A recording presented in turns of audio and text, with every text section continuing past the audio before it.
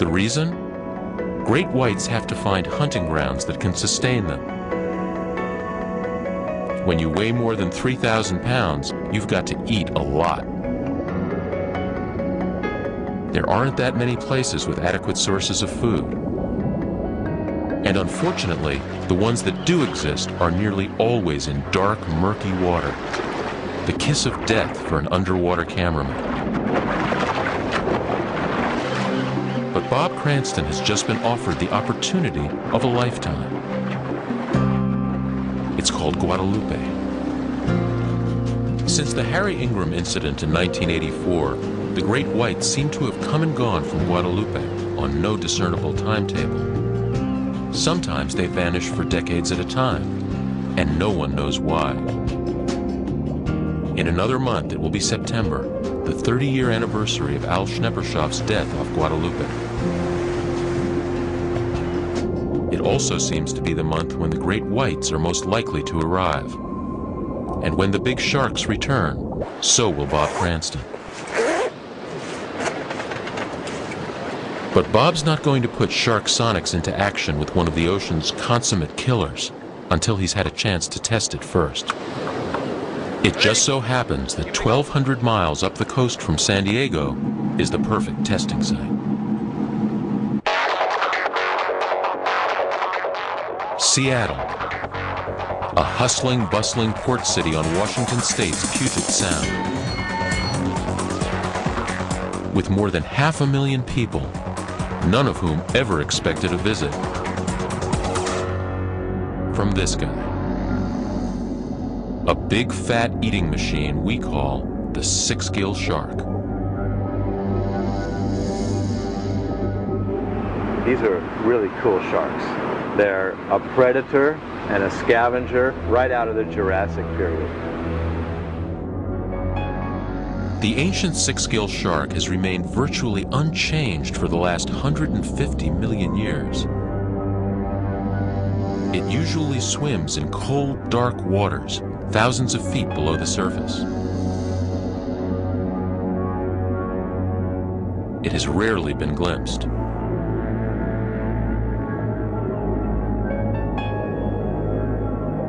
In 1985, some of the first footage ever shot of these prehistoric sharks was brought back by Dr. Eugenie Clark, one of the world's preeminent ichthyologists and divers.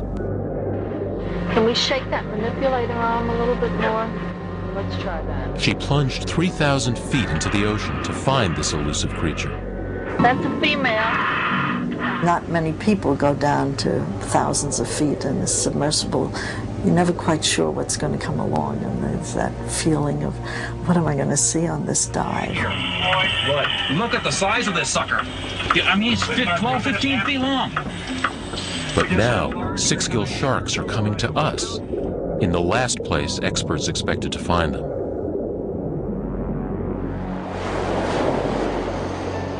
They have been known since scientists discovered them to be deep water creatures. And we're talking about deep water, we can talk 1,000 feet deep, 500 feet deep, a few hundred feet, but not up to very shallow water here.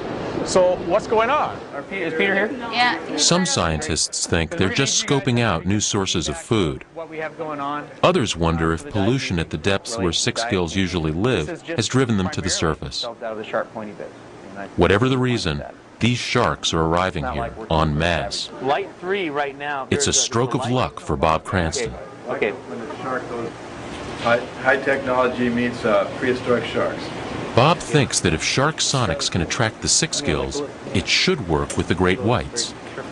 There it's going to go, so I'm not going to let go of it. We're going outside the cage. It's under Seattle aquarium biologists have been studying these living fossils ever since they first showed up. Once a month, they put out bait boxes to attract the sharks, at night, since these deep-water fish are extremely sensitive to light.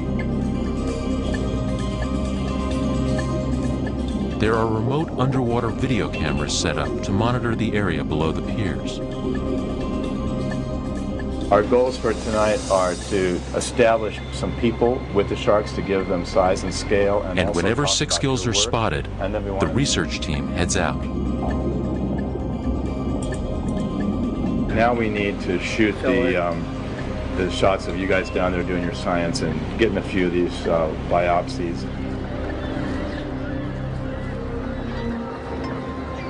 This is kind of a carefully guarded secret. The Seattle Aquarium hasn't really let this out. We're going to be some of the first outside divers to get down there and play with these animals and be able to film them, and it's going to be exciting.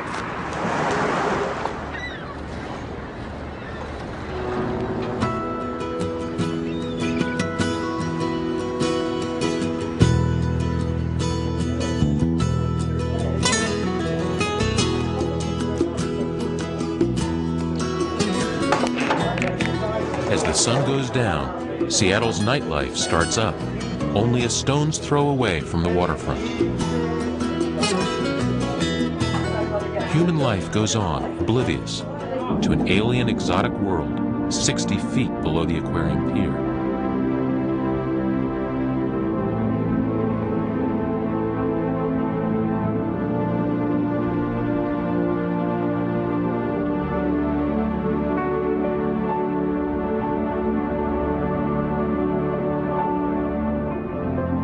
A world of vibrant color and eerie forms.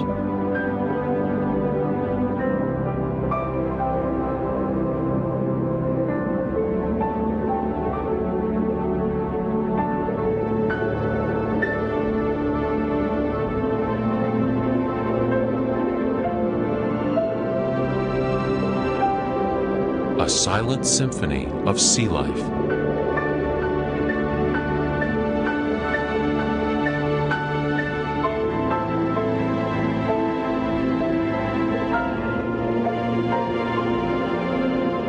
The only thing missing are the six gills.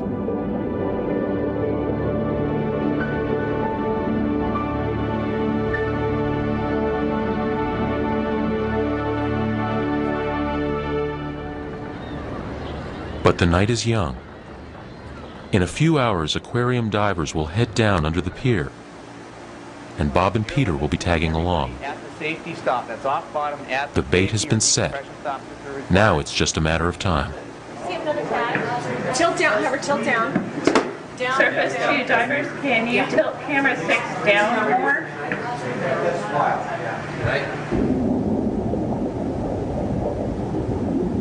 Oh, yeah!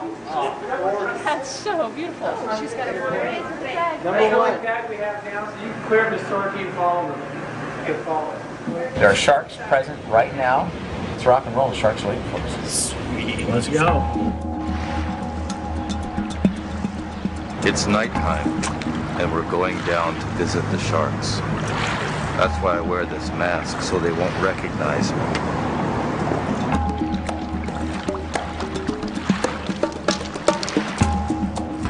This is a great filming opportunity for six-gill sharks because it's relatively easy.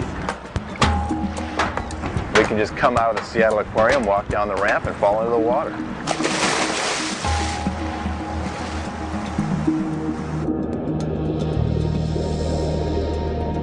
As if on cue, a large looming shape begins to materialize. An ancient species from the planet's deepest, darkest past. They circle the bait box.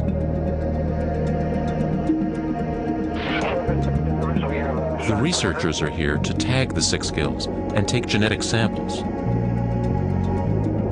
But Bob is here to shoot. Most of the six-gill sharks have been filmed by a submarine, which limits you because you can't move the camera around. You can't swim around the shark. Right here, we've got them in 70 feet of water coming to a bait box. I can go down there and move the lights and be creative and get close to these sharks, which is, like, that doesn't happen very much. The six gills' rear-pointing teeth are designed to clamp onto the large carcasses of orca and seals, and for preying on smaller sharks like the dogfish.